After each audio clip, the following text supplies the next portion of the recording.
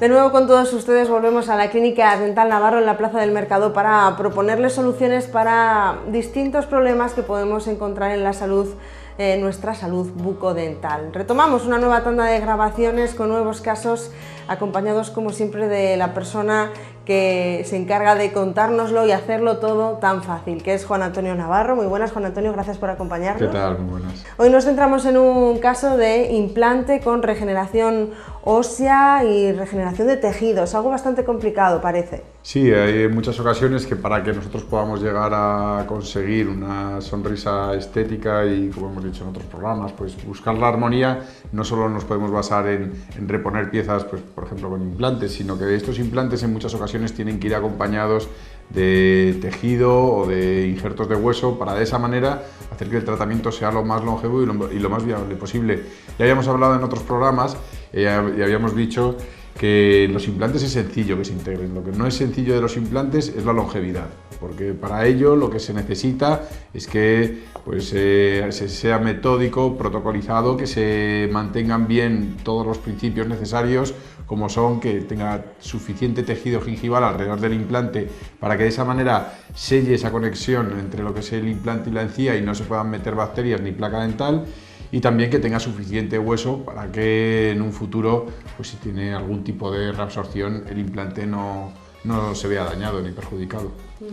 Y bueno, en el caso que teníamos en el día de hoy, ahora sí vamos a ir metiendo nuevos casos con diferentes especialidades, ya no vamos a seguir un orden como habíamos seguido, pues de ortodoncia, ahora sí no vamos a mezclar pues implantes con injertos, como bien comentabas tú al inicio. Este paciente, cuando acudió a la consulta, no estaba satisfecho con su sonrisa, tenía problemas y luego además nos comentaba que llevaba mucho tiempo, como podemos ver en el diente central, llevaba mucho tiempo con una inflamación en la encía. Él notaba que cuando se cepillaba sangraba mucho, aparte de que le habían hecho un trabajo pues que no habían seguido un poco pues el color de la prótesis con el color de sus propios dientes, y se notaba en demasía esas dos coronas, se notaba mucho que eran artificiales y el paciente pues quería mejorar su aspecto. Como vemos en la imagen, luego aparte pues él tenía cierto reparo a la hora de sonreír debido a las ausencias. Es un paciente joven, tenía ausencias en uno de los lados, restos radiculares. Esta es la encía que, como él nos comentaba, del diente central, que aparte de que se vea que no han estipulado, no han mantenido muy bien la armonía de la prótesis junto con sus dientes para que sea un diente más camaleónico, sino que es un diente muy opaco, que se nota mucho la diferencia como es una prótesis. Y como él nos decía, llevaba mucho tiempo con el sangrado en lo que es el cuello del diente. El sangrado puede ser por varias razones, una de ellas que sea porque el clínico no ha tenido la precaución y ha metido la encía por debajo, ha metido la prótesis por debajo de la encía, invadiendo lo que se denomina espacio biológico. Al invadir ese espacio, la encía se encuentra traumatizada, se inflama y sangra. En esos casos lo que hay que hacer también es cambiar la prótesis y cambiar ese margen que han sumergido debajo de la encía. Y en este caso, pues lo que estaba generando esa inflamación no era que también habían generado esa invasión de tejido, pero era sobre todo porque se había producido una fractura a nivel radicular. El signo patognomónico característico para saber que tenemos una fractura a nivel de las raíces es que al introducir la sonda vemos que se pierde hueso en toda la parte externa de la raíz, que puede ser en la parte externa o en la parte palatina del diente. Bueno, sabíamos que estaba partida, teníamos que quitar esta raíz, teníamos que quitar este diente. Él nos había demandado este otro diente, el diente contiguo estaba desvitalizado, con lo que, y aparte lo tenía muy desgastado, con lo que le dimos por la parte palatina, no por la parte de fuera, que por la parte de fuera se ve que está bastante íntegro. Y le dimos la posibilidad pues, de poner fundas. En principio él quería que estuviéramos en un presupuesto lo más ajustado posible, entonces decidimos pues, bueno, no ponerle un implante en esta parte anterior, sino apoyarnos en los dientes contiguos, y luego ya sí, en esta zona posterior no nos quedaba otro remedio que colocar un implante para no hacer un puente tan largo que estuviera tan sobrecargado. Los puentes consisten en piezas que van ancladas sobre los propios dientes del paciente y que llevan adheridas las piezas ausentes. Pero si son brazos muy grandes, al final esto no deja de ser física pura, y al tener un tramo demasiado grande pues puede generar sobrecarga en los dientes pilares, y son tratamientos que no recomendamos. En este caso el tramo era pequeño, pero en este otro caso, en la zona posterior, era demasiado largo, y la opción que le dimos La opción que se ajustaba más a esas necesidades era la colocación del implante con varias piezas. Seguimos viendo en las imágenes, bueno, vemos los sectores laterales, como tenía ahí esa ausencia en el lado derecho, que también cubriríamos. En los casos en los que veamos, nosotros medimos, cuando hacemos la planificación del caso, si vemos que tiene un espacio de éntulo y ese espacio es menor de unos 7 milímetros, en esos casos a lo mejor no le recomendamos la colocación de los implantes, sino lo que le recomendamos es poner fundas para que de esa manera poder cubrir ese espacio ausente. En este tramo habíamos visto que era muy pequeño y la colocación del implante no era lo más indicado. Ahí preferimos ponerle fundas. En este otro lado no. En este otro lado ya veíamos, como comentábamos antes, que tenía un brazo bastante largo y tenía una raíz que procedimos ahora, como veremos en las imágenes, a la extracción y a la regeneración de esa zona. Vemos, esta es la cara oclusal, como vemos las dos coronas, como vemos también esos restos radiculares. Esa pieza también estaba dañada y la tuvimos que extraer, pero él se centró sobre todo, quería solucionar sobre todo la sonrisa y el frente anterior, con lo que nos centramos más en esa parte que, como decimos, es anterior, no en las zonas posteriores. Bueno, esa es la arcada inferior, que en la arcada inferior no estaba mal. Esa es una radiografía en la que veíamos, pues bueno, como decíamos, esta pieza la extrajimos, pero en las zonas posteriores el paciente de momento no le quería dar relevancia, prefería centrarse en el frente anterior y nada, pues corregimos toda esa parte con la extracción de esta pieza que estaba partida, la colocación de fundas y la colocación de un implante con su correspondiente prótesis. Lo que vemos aquí en la imagen es que incluso esta raíz presentaba también un absceso, era el diente que tuvimos que extraer. Lo que deben de saber los pacientes es que hay dientes que están desvitalizados y se forman focos de infección. Esos focos de infección inicialmente lo que generan son granulomas, pero si esos granulomas no se tratan, degeneran a quistes, porque hemos tenido algún paciente en el que le hemos comentado que tiene un foco de infección, pero bueno, como no me molesta, lo dejo de momento. Pues no, hay que tratarlo de manera local. El tratamiento de manera sistémica con un antibiótico no es suficiente, porque no estamos tratando el agente etiológico, que es que la endodoncia por alguna razón no está bien, pues no la han sellado bien o ha tenido una fractura a la raíz. En esos casos, oye, si está fracturada hay que extraerla, pero si no está bien hecha la endodoncia, recomendamos retratar esa endodoncia. Siempre priorizamos mantener los dientes de los pacientes. Cuando los extraemos es porque no queda otra alternativa. Si no, oye, pues si está mal en una endodoncia, es preferible que volvamos a hacer la endodoncia antes que extraer la pieza. Y el mejor implante es el diente del propio paciente, no cabe duda. Bueno, aquí vemos como en la imagen se ve cómo tiene la raíz partida en dos, como vemos que hay una línea radiolúcida que atraviesa toda la raíz.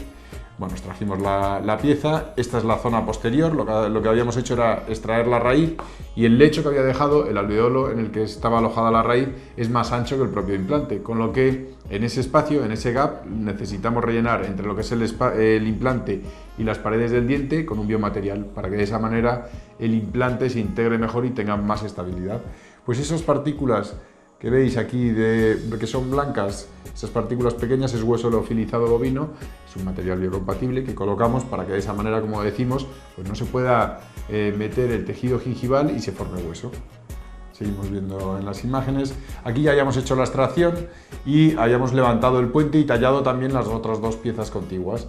Aquí, bueno, no habíamos generado ningún sacrificio porque esa pieza ya estaba tallada y bueno, esta otra pieza, lo que habíamos dicho, como estaba desvitalizada, estaba muy oscura y queríamos, el paciente sobre todo buscaba estética, queríamos igualar el color de los dientes. Pero aquí en esta zona lo que no nos podemos arriesgar nosotros, como decía anteriormente, ya no solo con los implantes, sino con el resto de tratamientos. Buscamos que sean tratamientos longevos, ¿vale? Lo que nos interesa son los resultados a largo plazo. Lo que yo quiero es que cuando el paciente venga a nuestra consulta dentro de 10 años, el tratamiento siga estando perfecto, siempre y cuando nosotros, cuando nos preguntan los pacientes y nos dicen, bueno, ¿pero cuánto me va a durar el tratamiento? El tratamiento dura dependiendo del compromiso que tenga el paciente. Si es un paciente que es muy disciplinado, que se limpia muy bien y que adquiere esos hábitos, el tratamiento no le tiene que dar ningún problema y nosotros le damos lo de la garantía de por vida y tal, que preconizan muchas franquicias y demás, nosotros le damos garantía de por vida siempre y cuando el paciente se comprometa. Si el paciente no se compromete, pues evidentemente no puede haber una garantía de por vida. Luego lo que vemos, bueno, pues para evitar esa migración de los tejidos, si nosotros aquí no hubiéramos hecho nada, el problema es que hubiéramos colocado el trabajo y el trabajo inicialmente hubiera quedado bien, pero cuando hubieran pasado los años, al perder la raíz actúa como andamio del hueso. Si nosotros perdemos el soporte de ese hueso tiende a deprimirse y se genera ahí un defecto. Entonces, para evitarlo, lo que nosotros hacemos es hacer injertos de tejido para que de esa manera mantenga el volumen y con el paso de los años pues no se vaya a generar ninguna depresión ni ninguna concavidad en la zona de la extracción de la pieza. Bueno, aquí vemos como ya lo habíamos, cuando hacemos un injerto, el injerto, bueno, hay varios tipos de injerto. Tenemos pacientes que nos han dicho, oye, no quiero que me toques el paladar, pues que sepan que también hay encía artificial, se compra, el tratamiento es más caro, más costoso, pero también se puede hacer.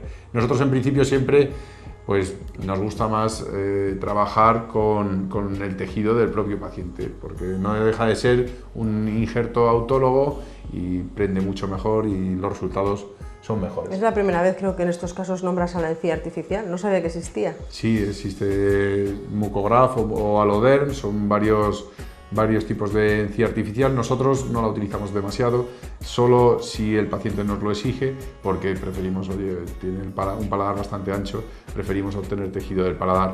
Los beneficios que has dicho que conlleva. Sí, un injerto autólogo siempre tiene prioridad frente a un biomaterial, ¿vale? Y esa encía artificial no deja de ser un biomaterial, son tejidos, son fibras de colágeno entremezcladas, pero es preferible el tejido del propio paciente. Lo que sí también es cierto, y deben de saber los espectadores, que lo más incómodo de todo esto es el paladar. ¿Vale? Luego las molestias que tienen posoperatorias, pues queda ahí un pequeño defecto que nosotros intentamos cubrir con una malla de colágeno, pero bueno, a la hora de comer, incluso ahora veremos en el vídeo, le damos una placa para que cuando incida la comida pues no dé en esa zona y no le vaya a irritar y pueda estar el paciente más cómodo. Cogimos el tejido de esta zona, que es como veis, el tejido lo llevamos a esta parte anterior y luego pues suturamos y pusimos una malla de colágeno para que de esa manera pues generara un coágulo y el paciente tuviera pues una cicatrización mucho mejor. Seguimos viendo, bueno, ahí es donde habíamos obtenido el tejido, ya habíamos colocado también en la zona del implante. Y este es un provisional. El provisional lo colocamos pues porque evidentemente al paciente, una vez que le hemos colocado el implante y hemos colocado el injerto de tejido demanda una espera de 3 meses, ¿vale? Entonces colocamos el injerto, pero no le vamos a dejar con los dientes tallados. Entonces, bueno, pues es un provisional de cómo es una réplica de cómo tenía sus dientes inicialmente. Entonces, bueno, el paciente se va como si no le hubiéramos hecho nada y estéticamente en ningún momento pues se siente mutilado por la ausencia ni por los dientes que los tenga tallados. Él se fue de la clínica así. Esta es la placa que comentamos, que damos a todos los pacientes que hacemos injerto de tejido, para que de esa manera pues la comida cuando incida en esa zona pues no le vaya a incomodar y el paciente pueda estar cómodo. La duración es de unos 10 días aproximadamente, cuando el tiempo que la necesita. Pero bueno, el paciente acude a nuestra consulta y vemos que no siempre es predecible. Vemos que en algunos casos no vale con un solo injerto de tejido. En este caso, cuando vino el paciente a los 3 meses, descubrimos que todavía se había generado una pequeña depresión, que necesitábamos más volumen de tejido. Si necesitamos más volumen, bueno, vemos cómo al hacer una foto crusal, esta foto pues es muy identificativa porque nos indica cómo se genera esa depresión a nivel de esa zona, y lo que queremos es que cuando el paciente sonría, siempre y cuando hay que tener en cuenta que el paciente, siempre cuando hacemos la planificación y el estudio, le pedimos que haga una sonrisa forzada y enseñe la encía. Evidentemente, si el paciente no enseña la encía, no nos vamos a molestar en hacer todo este tipo de tratamientos como son los injertos, y menos de manera repetida. Entonces volvimos a coger otro tejido. Espero que las imágenes no resulten desagradables a los espectadores. Y ese tejido lo volvimos a colocar en esa posición para ganar más volumen, y ya pues podemos ver cómo ya hemos conseguido eliminar ese defecto, esa concavidad para poder ganar tejido. El primer injerto lo cogimos de uno de los lados del paladar y a los 3 meses cogimos del otro lado, ¿vale? El paciente pues bueno, accedió, no todos los pacientes acceden por las molestias que genera, pero bueno, este paciente no tenía ningún problema, quería quedar satisfecho con su sonrisa, y luego ya este es el caso terminado, ¿vale? Lo que vemos es que, bueno, pues hemos ganado incluso tanto tejido que incluso nos ha quedado hasta un poquito más abajo que el tejido que presentaba el diente contiguo. Ahora, al hacer presión, pues estas fotos son cuando recién colocado el trabajo, entonces bueno, lo vamos a igualar para que quede perfectamente igualado, pero bueno, hemos conseguido pues sobre todo lo que quería el paciente. Hemos eliminado esta ausencia, ¿vale? Aquí poniendo varias coronas, como habíamos dicho, cuando el espacio es pequeño no nos interesa poner implantes. y en este otro lado habíamos puesto implantes. Si os dais cuenta, estos implantes tienen pues una imagen diferente en la zona más gingival. Esa es una encía artificial. No nos vamos a preocupar en una zona posterior donde el paciente nunca va a exponer en hacer injertos de tejido o en hacer injertos de hueso, porque jamás se le van a ver. Entonces, si no se le van a ver, pues entonces en esos casos pues, o ponemos encía artificial o bien ponemos unos dientes que sean más largos. No nos importa porque son zonas que no tienen ningún compromiso estético.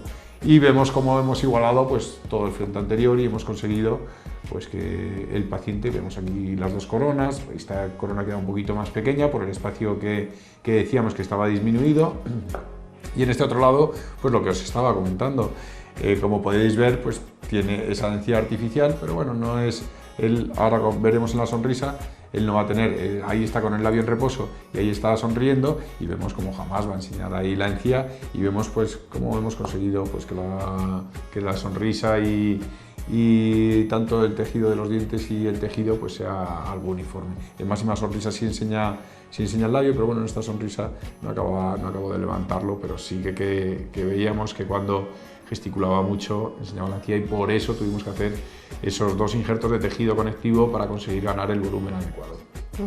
Bueno, hemos visto que se puede recuperar algo con un poquito de esfuerzo por parte de todos y con buenas manos y con buenos consejos. Ya saben, si es su caso y les toca volver a regenerar ese tejido, que vean que es algo normal, no se puede prever cómo se va a rellenar esa zona y hay que esperar a verlo con el paso del tiempo.